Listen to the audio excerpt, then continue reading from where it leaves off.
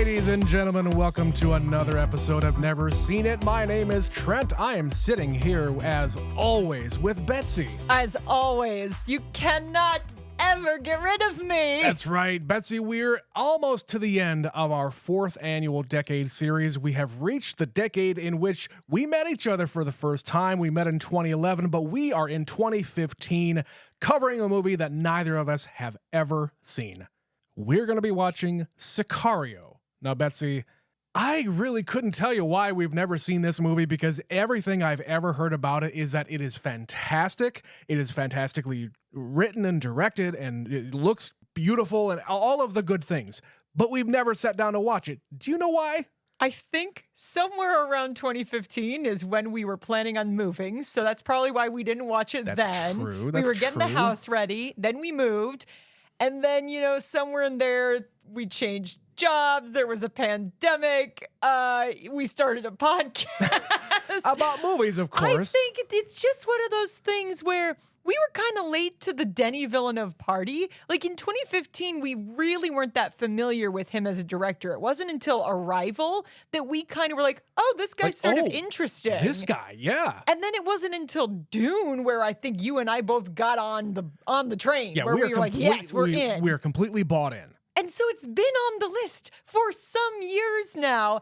And when we were talking about what do we do for this series, I think we Googled 2015 and then immediately went, well, it's Sicario. Of course. I don't think the list was very long for this year. Yeah, there were 2 decades in this series where it's just obvious. Of course, 1975, I've never seen Jaws, so of course we're going to cover Jaws, especially for its 50th anniversary. It's coming out around the time of the anniversary itself, so here we are. What do you know about Sicario, though? It's been 10 years. There's been a sequel to the movie, too. I forgot there's a sequel, but it's because it's a whole different group of people, isn't it? I don't actually know. Well, we're not talking about the sequel. We're talking about Sicario. So what do you know? I know it's Denis Villeneuve, as I mentioned. I know that Emily Blunt is in it, and she either did get nominated or people think she was robbed for an Oscar nomination. She's also the star. She's top the star. And it's about the drug cartel ? It is. Other than that, no idea. I don't know what this movie is. And because I haven't been paying attention and I haven't put forth the effort to watch it, it's just one that I know exists. And I know it's good because, like you, I've heard so many amazing things about it. Yeah, the only other person that I know is in it is Benicio del Toro. I think he's maybe second in this thing. I don't know if he's a part of the cartel or if he's part of the group in charge of taking the cartel down. I have no idea. Yeah, I know he's in the movie. She's on like a strike team or something. I know she's a badass chick. She's a badass chick taking out bad guys. Pretty much. And that's kind of it. This is going to be a short intro because weirdly, even though I've heard this is a great movie, I don't actually know about the content of the movie we're going to be watching. No, I feel like I know what the movie kind of looks like based on just some shots here and there. Maybe I've seen some scenes from it, but specifically about the movie, I don't remember any main beats that I've heard about or any lines or anything in general. I just kind of know that it's these U.S. officials. I don't know what kind of division they're a part of, what part of the government they're from. I have no idea, but I know they're going after the drug cartels in Mexico? ? I don't know, but we're going to go and watch Sicario from 2015 to find that out now.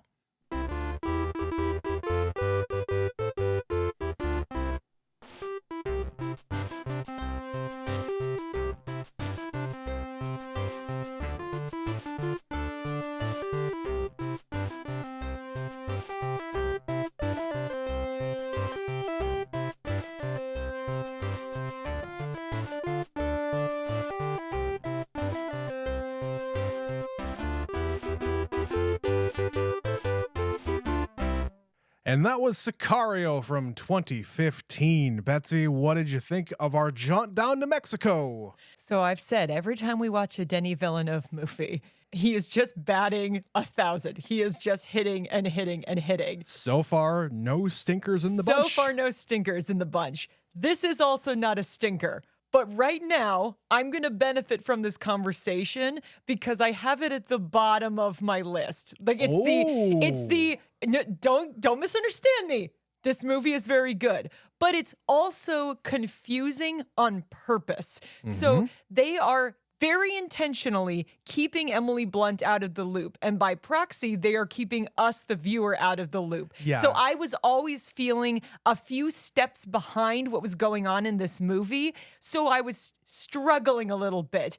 I really liked it. I really did. But it's gonna take me some time to catch up. I feel like I got the idea that they were trying to keep the audience, and by way of Emily Blunt, I figured out that they were trying to keep everybody kind of out of the loop and confused very early on. So I just kind of accepted that I wasn't going to get everything to be at the beginning.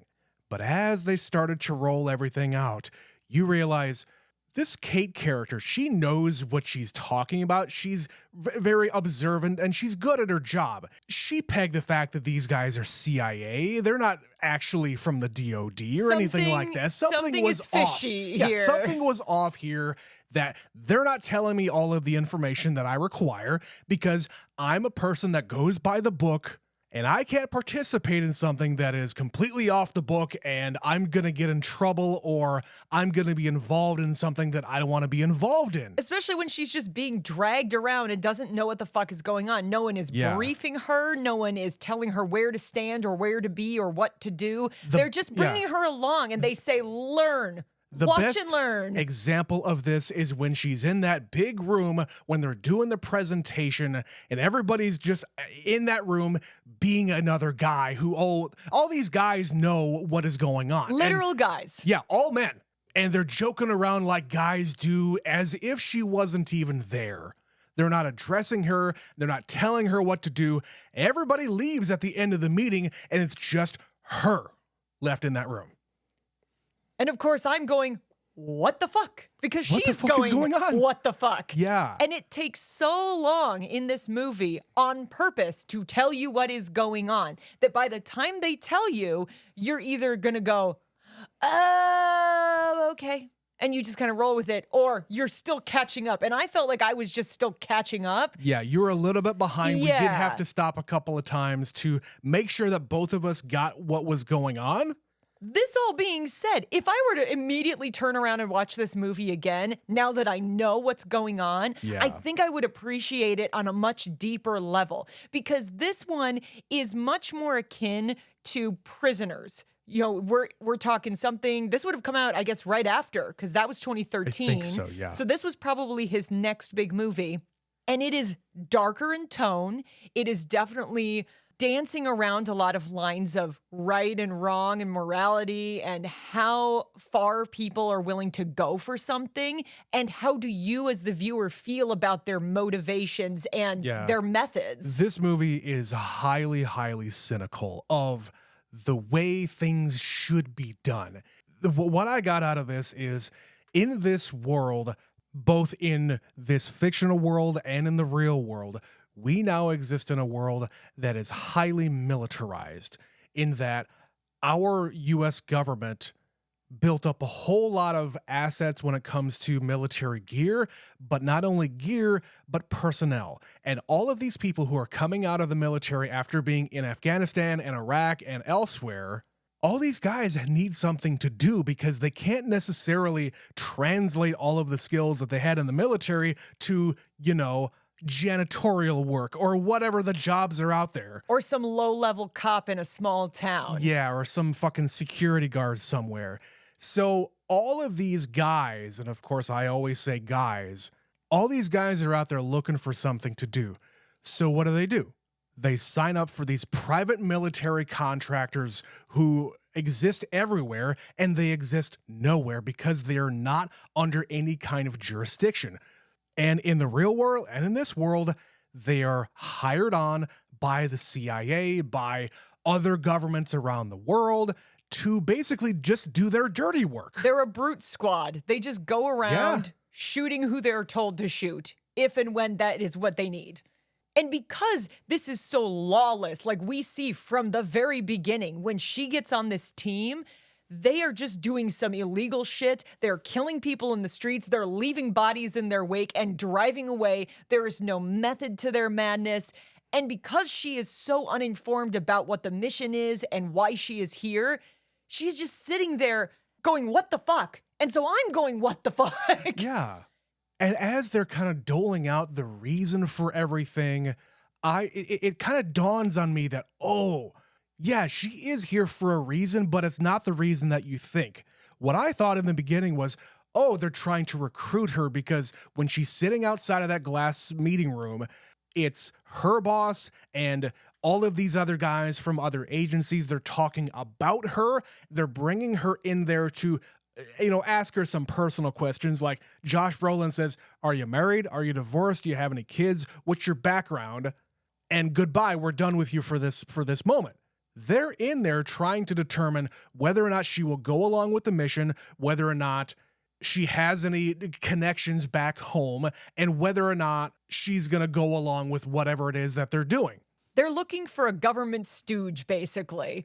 Really what they're looking for is somebody with a domestic connection. She works for the FBI, that is a domestic agency, to go along with them because the CIA, which is what Josh Brolin represents here, and they address this in the movie, they cannot operate in the United States. They're an international spy agency and they can do some ill shit outside of the United States, but they cannot operate in the US within the borders without a partner agency, which is the FBI in this case. What's the movie I'm thinking of? Is it like Wolf of Wall Street or something where they get some like low-level intern to sit in the room and act like he's a big shot? Oh, it's Vice. Yeah, they need somebody in that room who is a witness and like an impartial party. Yeah. It's basically that. They get like the lowest, least important person, but in her case, someone who can handle themselves because they know they're going to be in some dangerous situations. So they need someone who can handle a weapon, who's not going to have a meltdown,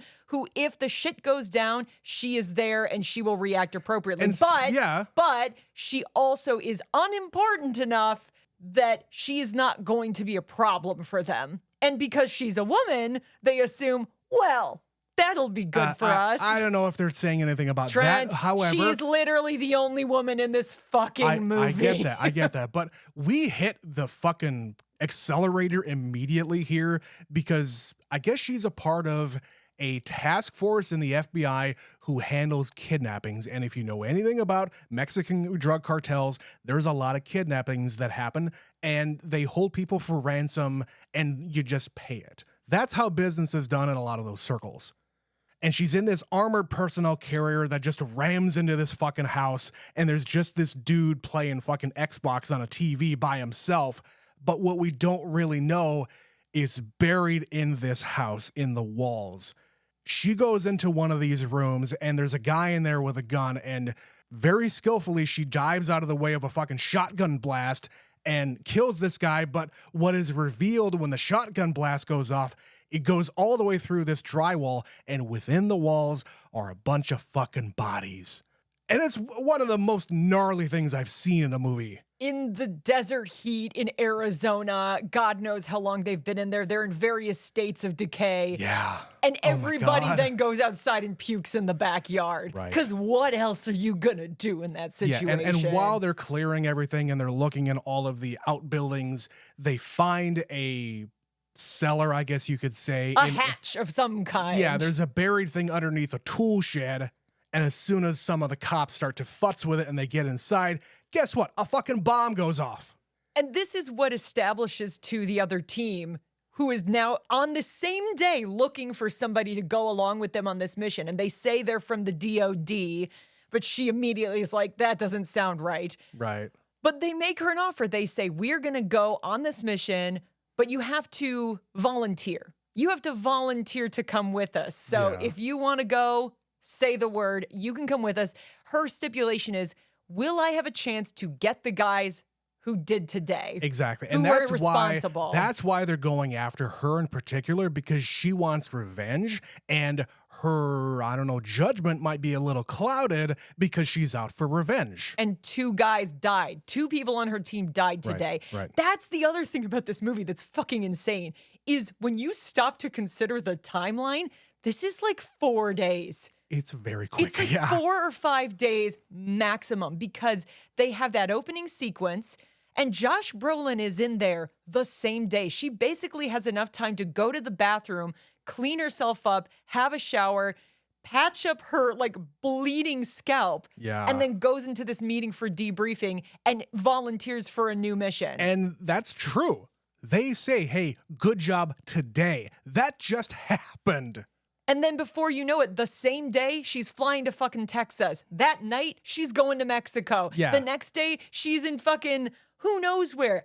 And it just goes and goes and goes. And they are hitting as hard and as fast as possible to cause the confusion. That's what they're here for. This whole team Exactly. is literally out for chaos. And because she is just wrapped up in the chaos, I am also going, wait, my God, this is happening so fast. We're hopping around Arizona and we're in Texas and we're in Mexico and we're And getting this guy and we're finding a tunnel. Josh Brolin is telling her, okay, we're going to go to El Paso. Well, we're not actually going to El Paso. We're actually going to Juarez, Mexico, which is where all the shit is happening. Which you can see from the base where they are. Yeah. It's right over there with your binoculars. Yeah, and then we also get introduced here when they go to Juarez.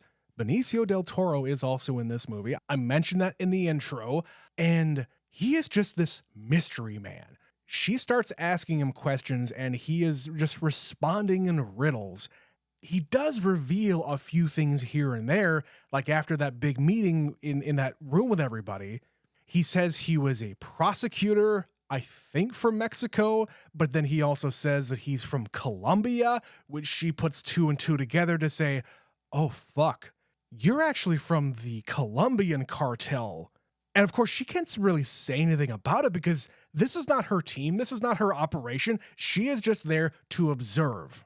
And just to reinforce that, after they come back from Mexico for the first time, Josh Brolin and Emily Blunt get out of the vehicle where she is just demanding, you need to tell me what the fuck is going on because in our approach to come back over the border, there's a couple of cars filled with people with guns who are coming after us because we took one of these big shots hostage. We're bringing him back over the border. And it's very illegal, everything that just happened today. And I know it's illegal. Yeah, we had all of this happen here with 2 carfuls of people here who get killed by everybody in these cars like it's nothing. We bring this guy back into the U.S. and you need to stop here, pause, tell me what the fuck is going on. Which that shot right there of them kind of way in the background and the camera's pulled out. And you can see Juarez in the background way off in the distance. Yeah. That right there was an excellent shot. There's so many different shots we need to talk about here. But when she is finally saying, you need to tell me what the hell is going on, Brolin just tells her, you know what? You don't need to know. You just need to be a sponge here. Start to observe and watch my back. That's all you really need to do because you are not participating in this operation. You are here as support.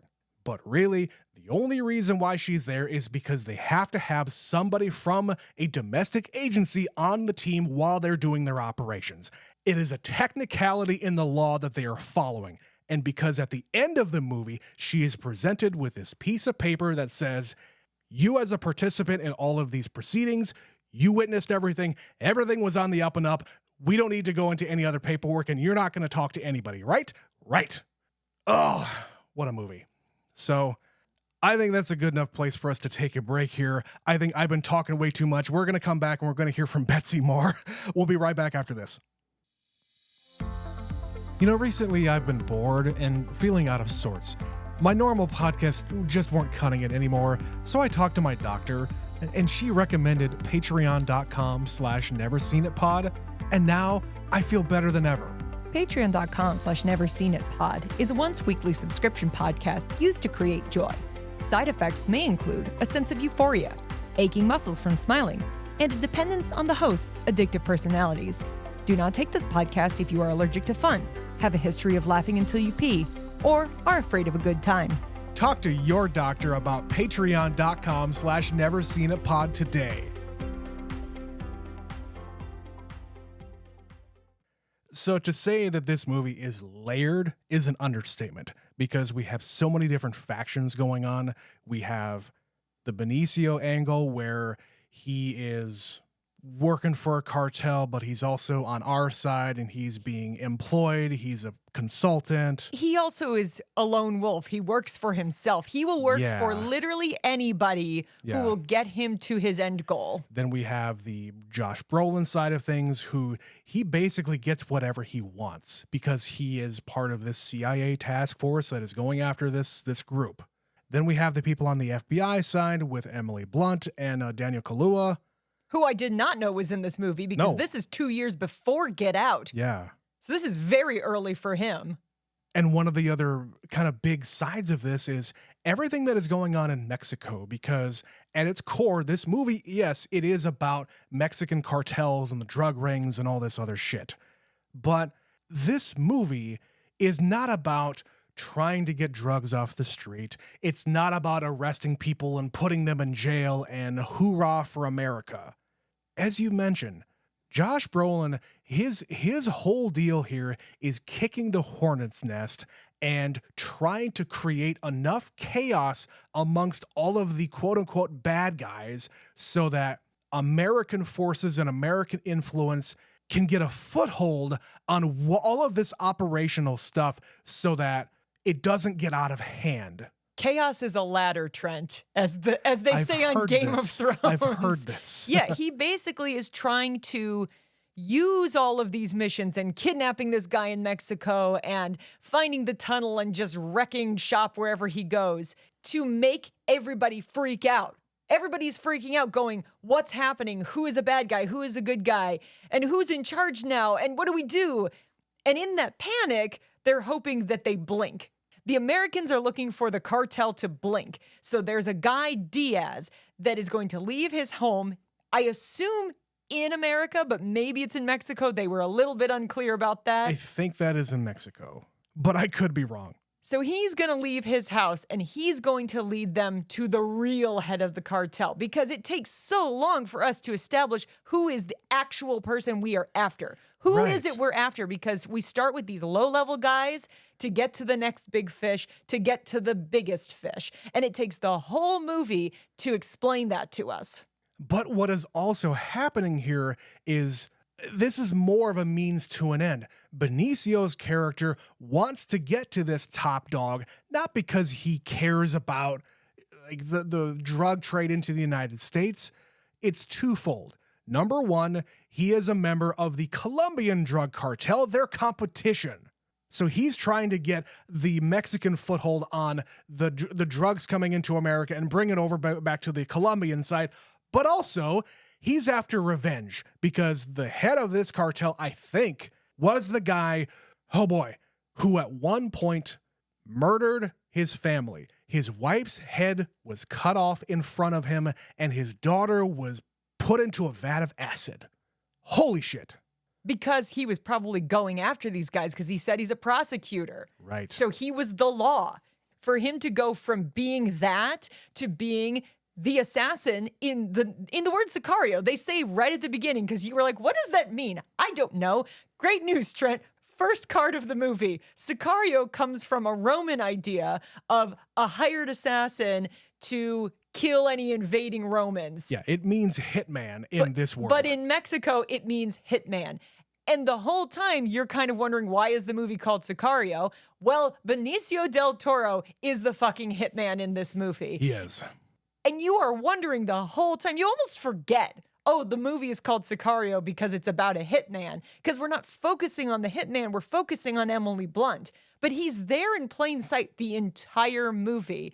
And it's not until they find this tunnel and go to the Mexican side, and he actually shoots Emily Blunt in her bulletproof vest to get her down. And he's like, don't point your gun at me. Don't put your weapon at me. I'm on my own fucking mission. Yeah, and at the same time, during all of this, it's Josh Brolin and Benicio saying, you know, don't expose yourself. Don't show your face around here because you don't have the protection of the U.S. government. You don't have police protection anywhere in this place. They will come after you, especially if you are seen as fucking with their shit. He says, don't go into the bank because they probably have people on the bank's payroll monitoring everybody going into that bank. It's also a secret mission. He knows it's a secret mission. Benicio del Toro knows it's a secret mission, but they don't bother to tell her that. Yes. Because she doesn't know they're fucking CIA The at this only point. thing that she knows is doing things by the book, creating a case. That's all she is taught how to do in the FBI, because you have to go through the proper channels. You have to get evidence. You have to arrest them. You have to get a prosecutor on your side. You have to get them in front of a court, convict them, and send them to prison. That's a whole lot of steps that these other guys in the CIA and otherwise, they don't want to go through all that. Even when they're going on their night mission, these other military guys are joking around saying, yeah, these FBI guys, they're a bunch of pussies. They get in the way. They're rule followers. We don't want to have those guys in front of us getting in our way. Also, what is the ROE, the rules of engagement on this mission? We'll talk about that later. Right. And when they get to the mission, they say, go wild, basically. Weapons free. Weapons free. Kill everybody that you come across.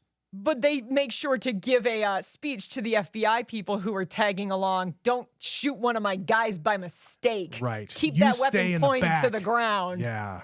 Because they don't know what's actually up here. And the only reason they're going on this mission to cause this giant diversion is so Benicio del Toro can get through for his own separate side mission. Yeah. So there's so many moving parts and everybody's got their own motivations, and you are just as the viewer trying to catch up and keep up with who is good and who is bad, because everybody seems bad. Everything is a gray zone here. Everybody is in a gray zone, exactly. Because as they're kind of going along here, it's revealed that it's not really a part of the mission to go to the Grand Poobah here and take him out. It's really not. No, it's kind of just a favor that they're doing for Benicio. They are not trying to stop the drug trade. That is not the goal here. The goal is to create chaos within the drug trade so that somebody else can come and take over. Somebody who is more under control. Yeah. Because as it is going right now, it is completely lawless. When Emily Blunt is invited to go on top of the roof to see some fireworks, all they're doing here is looking into the town of Juarez and witnessing the chaos. All of the police sirens, all of the gunfire, all of the everything happening. Explosions are happening. Yeah, explosions. That's what they don't want. They don't want chaos. They want a controlled environment to continue to have the drugs come in, because they're going to get in no matter what. You cannot just stop it from happening. You cannot do it. So as long as they're going to keep doing it, we got to do what we can to control it. Josh Brolin's character is a realist here. He says when he finally wrestles Emily Blunt to the ground, he says, unless we can actually convince the 20% of people in the world to stop taking drugs that are coming in, unless we can do that, this is the result of our efforts.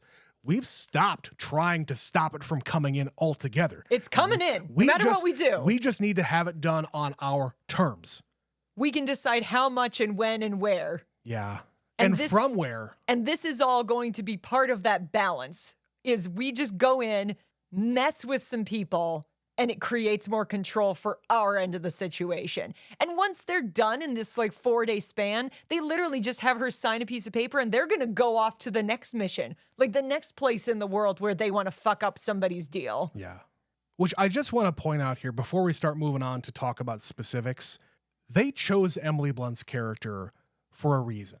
They know that she is a good rule follower. She's good, tactically. Like when they're on the road, she points out this federale who is about to shoot her, and she shoots him first. And at the end of the movie, when everything has already taken place, when they present her with that piece of paper, the higher-ups know she can be trusted. She is respected and trusted within her own, I guess, community. So when she says that she witnessed everything and everything was on the up and up, then it's okay. Then these other guys don't get in trouble, even though she is the only connection that they have, because the other FBI guy, he wasn't there for the entirety of it. He's missed parts of it because he wasn't really invited on this mission, and I don't fully understand why he's allowed to stick around. I think it's because he's not there during the majority of the shit going on. He's only there at the very, very end.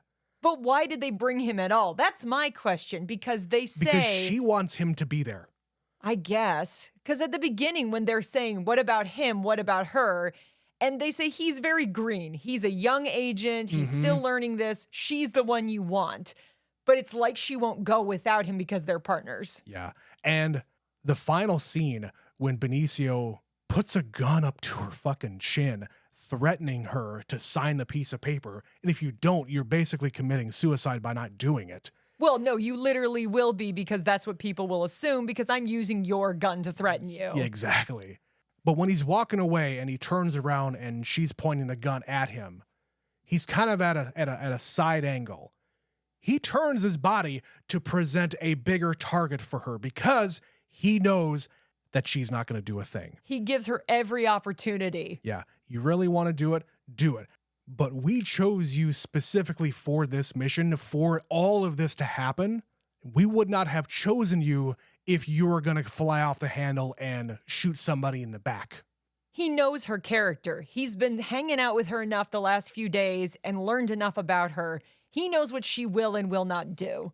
So he threatens her, and he, even while he's threatening her, gives her an opportunity. You know, she's saying, I can't sign this piece of paper. I can't do it. And she is in tears. I cannot do it. I cannot go against my code. I cannot go against everything I've been taught. Right. But she also wants to live. But she also wants to live. And he knows this. And the way he says it, like, you just have to sign it, you can tell he doesn't want to do this. He does not want to make it look like she killed herself in this situation. He would much rather she sign this paper and they go their separate ways, because what is done is done. And she has witnessed what all of these other guys have done and will do in order to accomplish whatever their mission happens to be. And after 4 or 5 days of being with them, she's just going back to her other job. And that's the arc. So I remembered now, because I had to look it up. I knew there was something about Emily Blunt and the Academy Awards. I couldn't remember if she had been nominated or she got snubbed. And this is a case where she did not get nominated. So she's in the famously snubbed category for 2015. And yeah, she's really, really fucking good in this movie. Especially in those last couple of scenes there where they're in that place together. She's crying and she's pointing the gun at him at the very end. I made sure to say, holy shit, this actress. But it's also throughout the whole movie, you can see her internal struggle. Everything is very internalized. There's that moment where they have that first mission, and then they say, let's go to a bar in Phoenix. She goes up to the bartender, orders a couple of beers, and then there is a lingering shot where he just keeps the camera on her face while she is waiting for the bartender to come back with her drinks. And she just zones out. She just completely spaces out, and then you are left to watch her thinking for several seconds before she snaps back in. Yeah, whichever it is. But clearly, she has gone somewhere else altogether. Right. And then just as, again, the movie keeps giving her more and more to deal with and try to figure out and process. She used to be a smoker. Well, she's a fucking smoker by the end of this movie, because she's so strung out and so anxious about what she doesn't understand that she just starts chain smoking. Like, she's bumming them off of other people, and then she's just buying them for herself because she needs it so badly. And I feel like, she goes to the bar because, hey, she wants to forget about what she's been doing. I don't know what people think about when they want to drink, but in essence, she maybe wants to feel like a person again. Well, and in the same scene, John Bernthal shows up, and, he's John Bernthal. So I, too, if approached in a bar by him, would be like, yes, hello, let's go dance together. It's funny because they juxtapose it with her partner saying, you look like shit, you're stinky and disgusting, and then John Bernthal comes and hits on her. Of course. So you think, oh, excellent, she's still got it. Also, Daniel Kaluuya here, he says he knows this other guy. Yeah, they're mutuals. He doesn't say anything bad about the guy. Go nuts. He thought he was a friend.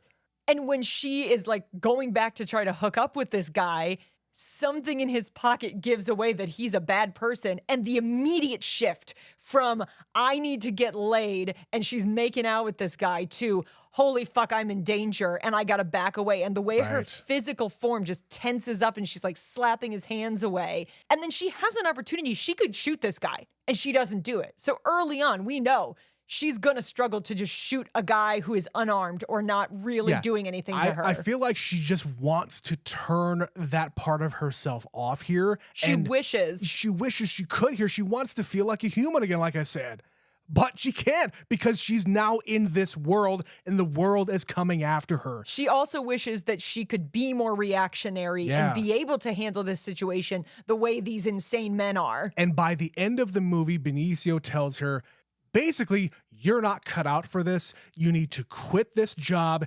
You need to stop pursuing these other opportunities. You need to move to a small town and just live your life outside of the big city. Where you can maybe make a real difference. Yeah, go live in a town where law and order still exist. It's not here. I liked the thing he said at the end where he basically was like, this is a lawless land full of wolves and you are not a wolf. Yeah. And then just walks away, telling her to her face, this is the world. This is how it really is. And you're not going to survive it. Yeah. And it's not because she's a woman. I don't think that's at all. There's plenty of women in this world who are even more fucking savage than the men. And she definitely holds her own throughout the whole movie. Like when she gets shot in Mexico, she's just left behind. She drags her ass through these tunnels. None of the men have even paid attention. They don't even notice she's not there. And then they go, oh man, we gotta go back. We're short one. Meanwhile, she appears and immediately punches Josh Brolin in the face without missing a beat. And she is really trying to fight when John Bernthal's trying to attack her. Like she has many, many moments where she holds her own. She does. And she is internalizing and taking all of this in. And she could be just this little dumb woman. They could easily paint her as such, but you don't get to where she is being a little dumb woman. Yeah. She is a fucking boss and a fucking badass.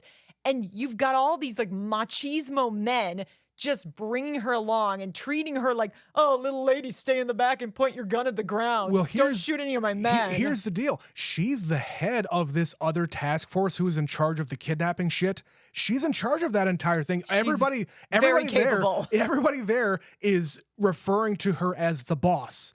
But she goes from being the boss of this other unit to this completely different unit who is going off of the reservation at all times. But she is a person that needs structure. She needs to have a boss to report to. She needs to be able to do the arrest and go through the stuff that I already mentioned before. She's not cut out for this other world. She's not constrained by the rules. She needs the rules.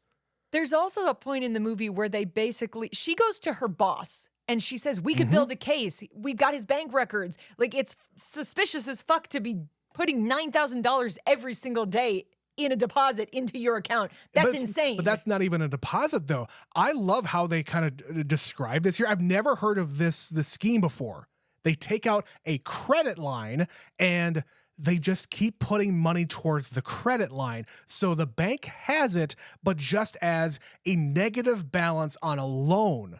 I've never heard of that scheme before. They're basically, quote, paying back the loan. So it's hidden, it's invisible, they cannot track it. Yeah, it's not considered a checking account, a savings account, or anything like that. It is a negative balance to a loan. But she goes to her bosses saying, I don't know what chaotic thing you've got me on, but we have a real case. Why don't you, as the FBI, make a case? Let's get this guy.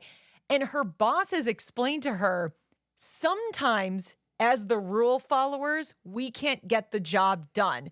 And you need the Josh Brolin character and his kind of just go in and fuck shit up attitude to actually get results. Because he says, you've been on this job for how long? And how many busts have you made? And how much of a difference have you actually made? So that's that cynical thing of, we're doing it the right way and it has gotten us nowhere. So we need this other guy. And we're going to just turn our eye. We're going to turn a blind eye. Right. Let him do some horrible, heinous shit because he gets results.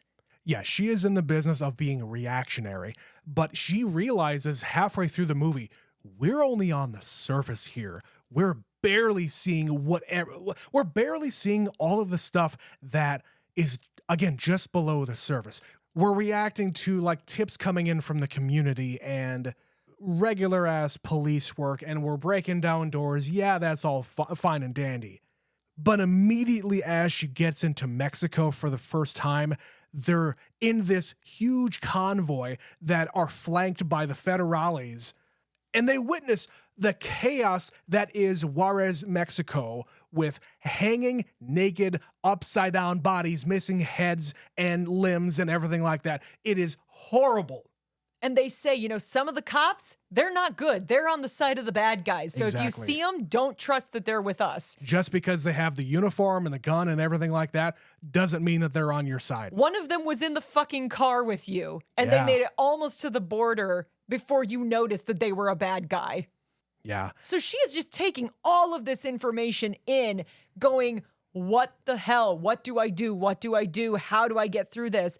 And then the movie just fucking ends. It just ends, and she is left with all of this. And she's left with all this information in her head, all these experiences that she can't tell anybody about. She cannot tell them, oh, this is what happened, because no one will believe you. And now you signed a piece of paper that says, no, it was everything cool. Everything was great. You know, the thing that I kept on thinking about, and I've mentioned this show before, you know, probably what I'm going to say here. I was reminded of the show The Shield from FX. It was in the early to mid 2000s. It's a fantastic fucking show. You just finished your rewatch again. Just a few months ago. Yeah, it's on Hulu, I think, still. Go watch it. It's fucking fantastic. But it's all of these cops who are operating outside of the law to not only punish criminals, but disrupt it in a way that is, again, in the same vein here, disrupt it in a way that is controllable by the people in charge, which in this case are the cops. Yeah, they're dirty cops in The Shield. There's good cops, but there's a lot of dirty cops. And that's the LAPD. But again, they also go into Mexico on occasion in order to get something done. They operate outside of whatever law is there. And they know what they're doing is fucking illegal, but they're like, who's going to stop us? Exactly. As long as nobody finds out, you know, we'll just say we arrested him down the block. No one's going to know the difference. Yeah. And there's a lot of that attitude in this movie. Like, totally. What difference does it make if we went to Mexico to get this guy? He's in America now. Right. All right. Well, let's start talking about some other people in this movie. Benicio del Toro is the other main actor here. I feel like he has such a presence here. And we've talked about Benicio before. He's a fantastic, fantastic actor, both in dramatic roles like this and comedic roles. He was hilarious. I love when he shows up and he is funny. It's so off-putting when you're used to seeing him in movies like this one, where he is deadly serious. But even here, he has some fucking humor. Like every once in a while, like you said, he kind of speaks in riddles. Yeah. Like, you will not know all the things that happen, but in the end, you will understand. What the fuck? Yeah. And he just walks away. One of the things that I read in the IMDb trivia is, in the original script, Benicio's character has a whole lot more dialogue than what he actually does in the movie. Denis Villeneuve said he cut 90% of Benicio's dialogue out of the movie because he says dialogue is supposed to be for plays. Movies are about character, about movement, and presence. And Benicio has all of those things. And it works for the character. Absolutely. For him to just be here, like the first time we see him, she's getting on this private jet. And so at first you're like, why, if we're on this like special mission, are we on a private jet? And he's just kind of on the phone in the background. And then he's in the room and nobody addresses why. And he's going on these missions and nobody says why. And he answers when asked. Like, he's very honest with her. Like, really? He could just in some lie. cases, yes. He could lie. But when she says, who are you? What's your deal? I was a lawyer. I was a prosecutor in Cartagena. Like, he didn't have to tell her that, but he did. He chose to. Yeah, and part of his other character here is what happens to his family. The other thing that I read was in the script, the original script, there was going to be a cutaway because on the plane, he's kind of having a nightmare. And he wakes up and Emily Blunt is kind of asking him, are you okay? But you can see he's kind of doing something with his hands. And in the script, it says He's having a nightmare where he's tied to a chair and he is witnessing what he witnessed before with his family. He's where reliving it. He's reliving it, and him kind of fidgeting with his hands, that's himself trying to break free. And I think his character works so well because there is such a mystery behind it. And Emily Blunt is just completely in the dark the rest of the time, even though she is asking all these questions and getting some information, but it's not everything, so she's not satisfied. But you also don't understand until very, very late in the movie why he is doing these things, because he says he's a lawyer. So you're like, why, if you're a lawyer, are you getting down with the American like DOD to help? Like, it doesn't make sense. And then you see him torturing a guy and you see him doing all of these things.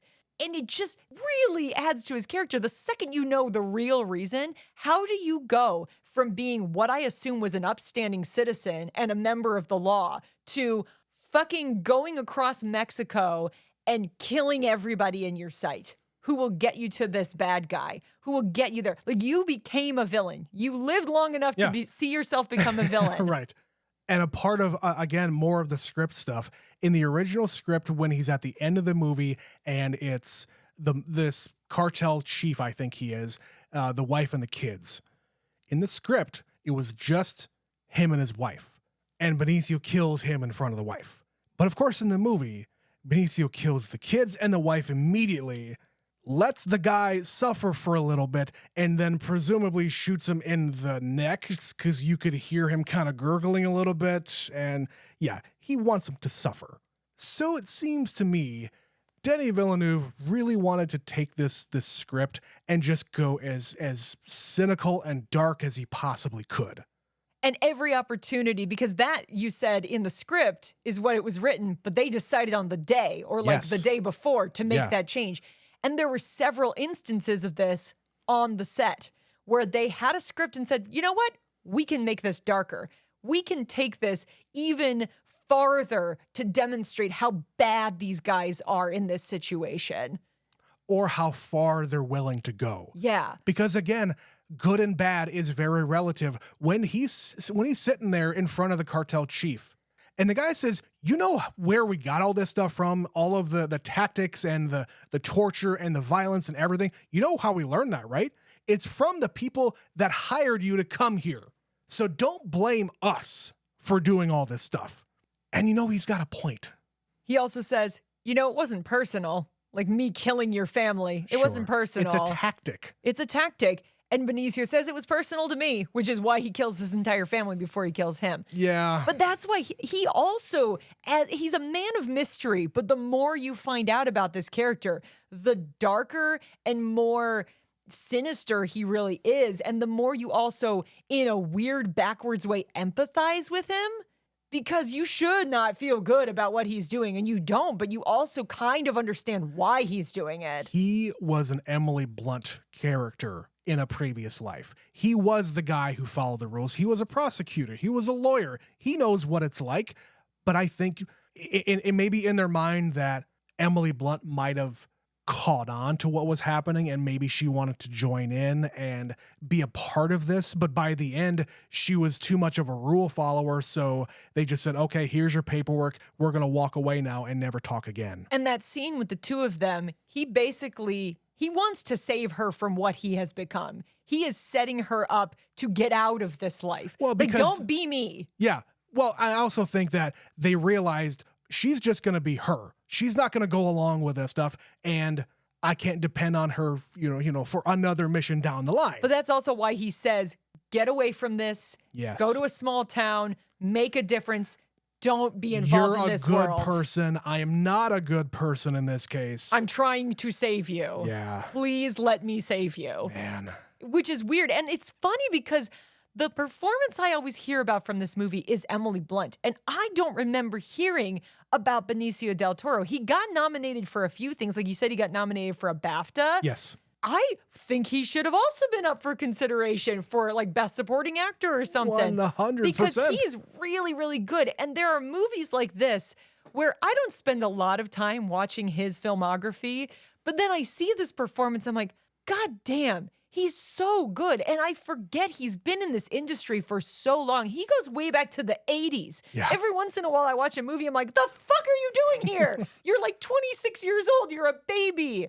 And then you just see how he's advanced and matured as an actor. And he can, as you touched on, do really silly over the top comedy. He was in a Wes Anderson movie a couple of years ago. He's in the current one. He's in the Phoenician Scheme. Right. You know, he's got such a range and a depth. And the fact that I just said you feel bad for this really terrible person, that just shows you how good he is as an actor, that you actually can find the empathy in this really fucked up guy. And the fact that the director can find this character, even though there's a lot more there, he's presenting him in a way that by the end of the movie, you feel all these feelings. And if he were to have said more dialogue, maybe you wouldn't have gotten to that place. Maybe you would have gotten somewhere else if he kept on talking about himself. But in this case, I think it works better. But Josh Brolin is the only other person here of substance anyway that we need to talk about. I think he's really good in this as well, as somebody who has been in this business, quote unquote business, for a very long time. Everybody knows him. He is super casual with everybody to the point where when he's in that glass case meeting, he's wearing flip-flops. He's also a son of a bitch. Totally. He is a total son of a bitch, but he's charming, which is what gets him so far. Like when they get the guy out of Mexico, he says, I'm going to interrogate you now. And his response is, no hablo inglés. I love when they no hablo inglés. And he goes and gets the real tough guy and says, what are you looking at me for? You don't speak any English, remember? Right. Like he presents this guy an option. He's the easy way. Like Josh Brolin is the easy response. And he is such a chaotic man in this movie. I use that word because it's the only word to describe him. I think you're right. He is a chaos agent. He just goes in there and you could just tell him exactly what he wants to hear. He's going to be very calm about listening. And then he's going to, lock you up in a prison because he's the one that gets to say where you go and how long you're there and all of the different things. He's the one pushing all the buttons. He is the one with all of the power in this case because he's the guy bringing in all of these other teams, or at least he's asking for these teams to be brought on to them. And he says to one of these guys, man, I love it when you say that you brought me a team. That's my most favorite thing in the world. And you know what? He could even go further and be more goofy and hilarious. If this was a different kind of a movie, then he almost could be like cartoonishly evil. But they don't go that far. No, they show him being funny and charming to mask the fact that he is doing really awful things, because it takes a while to reveal that he's doing awful things. When he's first introduced, he seems like this really put together dude with his little glasses going, oh, tell me about her file. Like, what is she about? I like her already. Right. And you think they're going to make this like superhero team together. Like the two of them are going to go out and he's recruiting her and it's going to be great. And the second he gets her on the plane, he ignores her. He just fucks right off and takes a nap, kicks his shoes off and doesn't speak to her. He accomplished his goal. Get her on the team. Get her on the team. His job is done. And now he's going to go and just do whatever he needs to and smile throughout. You know what I was just reminded of, Betsy? When we covered the movie The Recruit, Al Pacino in that movie is the recruiter for the CIA going after whoever it is. It doesn't matter.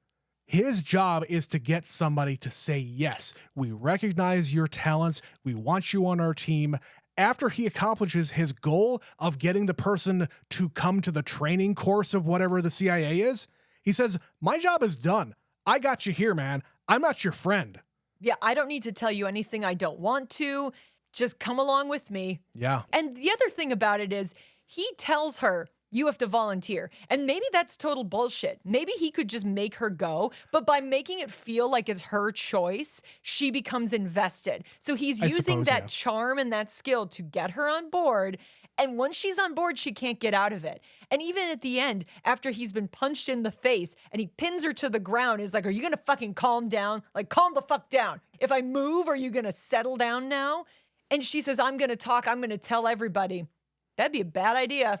And I know it because I could really fuck up your life if you go out there and talk. Or what makes you think he won't just kill her and make it look like an accident? Exactly. Because he just went into that tunnel and took out God knows how many guys. Why don't we just take you back in there and say, oops, No one on that team is going to give a shit. No, they are all on his side. She is a liability to all of them. They'll kill her, they'll kill her partner, and say, the guys in the tunnel got him. And that's how that'll go down. That is who he is. And he is also good because Josh Brolin does have that ability to play villains. I've seen him play many villainous characters. And this is an interesting one because there's a lot more nuance to it because he is charming, but also a villain. Yeah.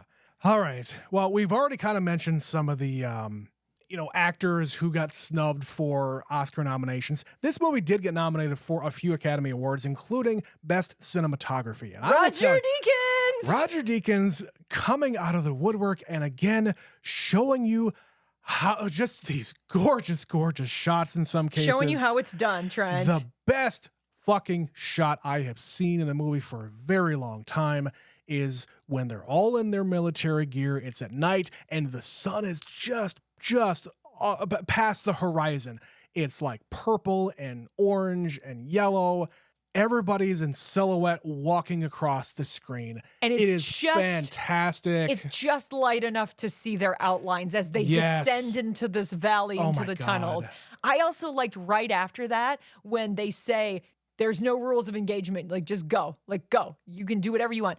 And a guy takes out a knife and you just see like a circle of light at the entrance of the cave. And the knife is just framed in the center, getting closer to the camera. Or there's things like when they're driving to the mission and it's raining and you can just see all the rain coming down, like that kind of the clouds falling. That's a fucking dumb luck shot. Like it happens to be raining, but he's such a master that he's like, fucking point the camera over there. Let's get some of this footage. We've got these giant desert landscapes that we're capturing on film. And we're using so much natural light to do it. That was the thing I really liked was how much of this is just naturally lit, dimly lit. Sometimes it's hard to see what's going on, but very, very purposefully, where we're not going to put a light on them because it should be dark. She's out on her balcony and there's someone in her apartment. You can't fucking see him because he's in a shadow. Yeah, and I think both of our like favorite shots in this movie, it's not really a shot, but it's a transition shot when she's at the bar dancing around with John Barenthal. He's getting really handsy and she's kind of getting really handsy. And at the end there, he's basically trying to lift her up on the dance floor. And then it immediately cuts to him actually lifting her up in her apartment and they're about to bone. But man. Yeah, it's just like a quick cut. And it's like, that's a nice transition. It's a completely smooth transition from that dance floor to her apartment. It's so great. And for a guy like this, he doesn't get to do stuff like that. He doesn't get to play around with cutesy cuts like that in a Denis Villeneuve kind of a movie. There's not a lot of humor in his films. No. That is the closest thing I would say in the filming that would be humorous. Yeah. Of course, that's not just the cinematographer. That is also the editor who also got nominated for best editing. I think sound editing also got nominated as well. Maybe it might have been score. I can't remember. Some of this audio stuff got nominated too. This is one of those movies you file under it won nothing. Yeah. Unfortunately, this is a really good movie, but because Denis Villeneuve had not captured the attention of the Academy the way he has now, he has now since been nominated for Best Picture 3 times, 4 times, a lot of times. Yeah. And I feel like maybe it's just the subject matter. Maybe Academy voters didn't really take this movie seriously. But I mean, it made a good amount of money. It made like 3 times its budget, 4 times its budget or something. It's got a great cast. It's a good movie. It's really, really well constructed. As I said, he knows how to make a movie. Denis Villeneuve has not failed me yet as far as the quality of filmmaking, the way you frame things, the way you get these emotions out of your actors. He's just really sensational. And I can't say that about too many directors where I'm just like on board for every single movie I've seen. I think the only one we haven't watched yet is Incendies, like his earlier stuff before he made the leap to Hollywood. Well, there was one other one that we haven't seen. It was called, I think, Enemy. came out a couple of years prior to this one. We haven't seen that one either, but everything else outside of what you just said, we have seen all of them. And we've liked them all because he's really fucking good. And the week that we are recording this, it actually just came out that he has been tapped to make the next James Bond movie. Yes. And I fully believe he is capable. What makes me nervous is that he doesn't get the same creative control that he Right. has for all of these other projects. Amazon, the studio Amazon gets final cut of everything, and that's the contractual agreement. And that's not necessarily a bad thing because there have been some really, really good movies that have been put out by Amazon.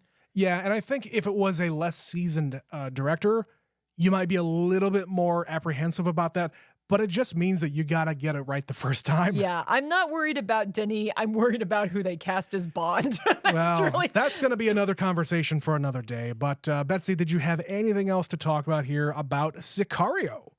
As I said when we came back, I felt like having this conversation was going to be a benefit to me, and I do think so. I think I've gotten more of a depth of understanding of these characters, and if I were to watch this again, I do think it's gonna go up the list because this is not a bad movie. This is a really good movie.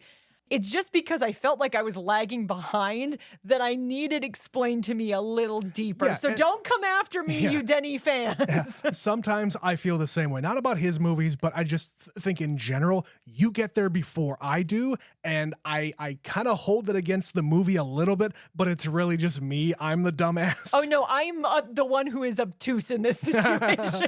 And I think maybe it's because, I've paid attention to more of what's going on in the real world when it comes to this kind of a thing. You understand the dynamic and the players, and I can wrap my head around the CIA and the FBI and all of these different agencies doing some ill shit. And this movie just kind of puts a magnifying glass on what exactly is happening outside of your purview. You have any idea how much shit is going on in this world that the United States government is at least tangentially related to or responsible for? And the way they end the movie with a bunch of kids playing soccer in Mexico, they hear gunfire and they just keep going about their lives because the majority of the people involved are not fucking involved. They just live here. Right. And that goes for pretty much every situation. Yeah, us Americans having a very squeaky clean lifestyle as opposed to a lot of the rest of the world. But all right, I think that's where we can kind of leave this one. I think this one, like a lot of other Denis Villeneuve movies, is quite rewatchable as well. I feel like if I were to rewatch this movie, I would get maybe even more out of it the second time, like you said. But I think pretty much all of his movies that I've seen so far would never be considered a one and done for me. Even though there are some of them that we've only watched once, I am dying to rewatch Prisoners.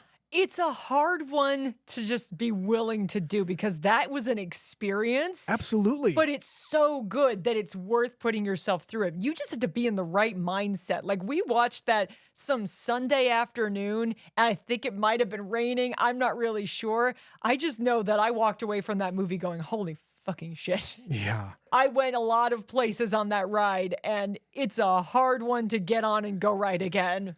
Yeah, I also remember us walking out of Arrival, and I think that one you said to me at the time, I just want to go back and rewatch that one immediately again. That was the kind of movie I wanted to turn around and go back into the theater and see it again. Yeah, it is very rare that both of us really have the same kind of an attitude when it comes to rewatching a movie immediately. It's very rare that it happens, but that's one of them.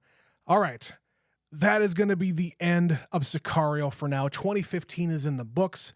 We're going to read an email here. By the way, if you would like to email us, the email address is neverseenitpod@gmail.com. If you have thoughts about any other Denis Villeneuve movies, let us know. What's your ranking? Yeah, give us your Denis ranking. We've covered quite a few of them on this podcast.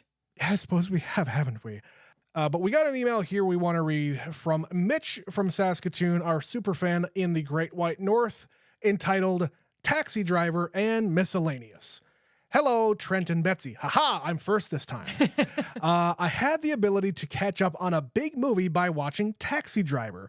I made sure to do it in the right way as a part of the Never Seen It home game. If you don't know what the home game is yet, you follow along with us.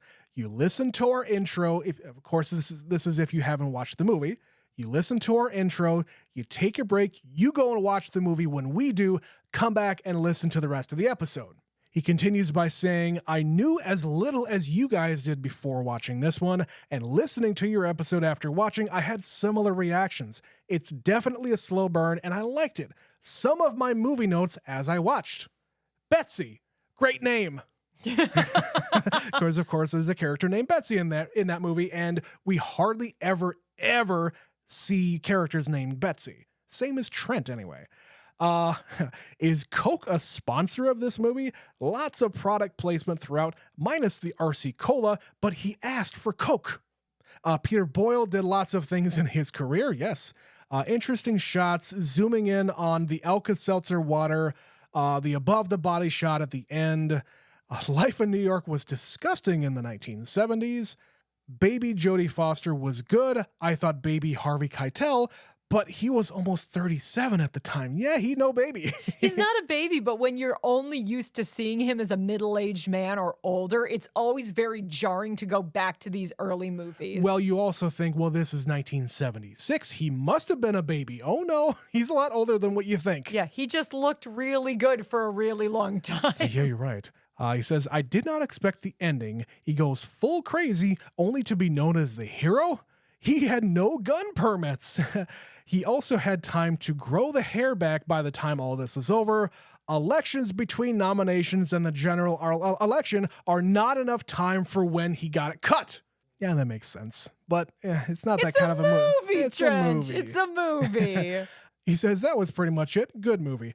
In response to your request on your favorite episodes of the podcast, yes, I put the word out to all of you folks, and I continue to do so.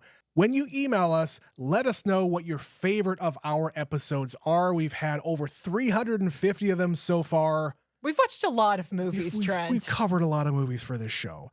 But I ask you, hey, send us what your favorite episodes of ours are, because we can't necessarily judge our own content. Like, I have my own favorites that we've done, but I can't judge our own content. We're not impartial in the same way you are. Right. But Mitch says, in response to your request on favorite episodes of the podcast, I really like it when you find out that you didn't like the movie. Not necessarily the bad movie series. There are a few in your first 100 episodes. I also enjoy your, quote, Cold Pursuit episode because I made you watch it. Yes, you did, Mitch. And I thank you for it even today. We talk about Cold Pursuit every so often, even off of our recordings. I was on another podcast. The episode, I don't think at the time this is coming out will have dropped, but I'll share it. And I recommended Cold Pursuit because I was like, if you like silly action movies, you should watch this one. Yeah, I agree. Cold Pursuit is worth watching for sure. But we've never watched it again, which is really a shame. It's true. He says, and because you want questions for discussion, when you have a bad day and need a pick-me-up, what is the movie that you go to? I will hang up the phone and listen. Mitch from Saskatoon. Lots of O's in that one? Lots of O's in that one. Yes, he's signing off like he is a radio call-in show.